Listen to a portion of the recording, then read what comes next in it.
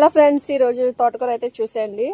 మన గార్డెన్లో చూసారా, ఆకులు అయితే కొంచెం కొంచెం మన మిల్లీ బగ్స్ అండ్ మన ఫ్రెండ్స్ ఉంటాయి కదా గార్డెన్లో, పురుగులు అనమాట, తినేస్తున్నాయి. తోటకూర వేసి చాలా రోజులు అయింది, కానీ కట్ చేద్దాం అనుకునేటప్పటికి ఇలాగ మనకి సీడ్స్ కూడా రెడీ అయిపోతున్నాయి.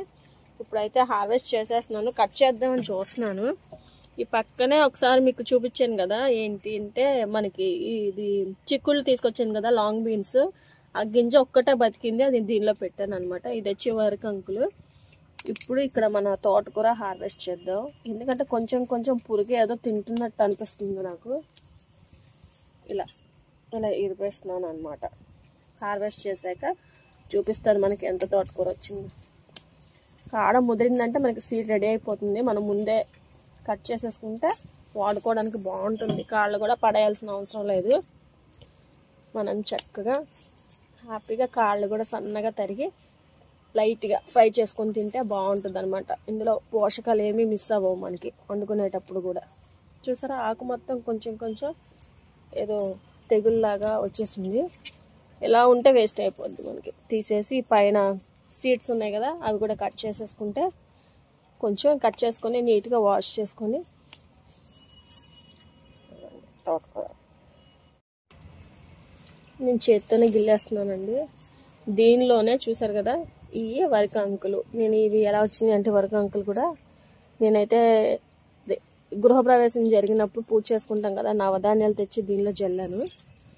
అవి మనకి ఇలా వచ్చినాయి. అవి కూడా సీడ్స్ వచ్చినాయి ఉన్నాయి, చూపిస్తాను మీకు నేను.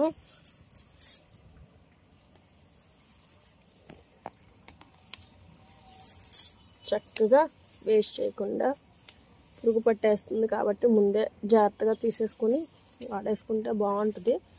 నాకు ఊరెళ్ళడం వల్ల ఇది కొంచెం సీడ్స్ రెడీ అయిపోయింది. వర్షాలు కూడా బాగా పడుతున్నాయి కాబట్టి తెగులు కూడా స్ప్రెడ్ అవుద్ది ఆకుకూరలకి. మెయిన్ పురుగు అయితే చూడండి ఎక్కడ కనబడట్లేదు మనకి, కానీ ఆకులు మాత్రం ఇలా కన్నాలు పండి చూసుకొని వాడుకోవాలి.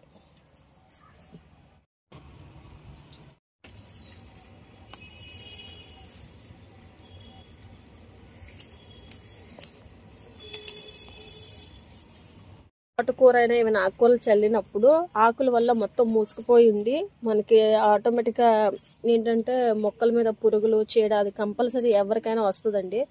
దాన్ని మనం నివారించాలంటే హైట్ అన్నా పెరిగినిచ్చిన తర్వాత కొంచెం గ్యాప్ ఉండడానికి అక్కడక్కడ ఇలా దగ్గరగా ఉన్న వాటిని పీకేసుకోవాలన్నమాట.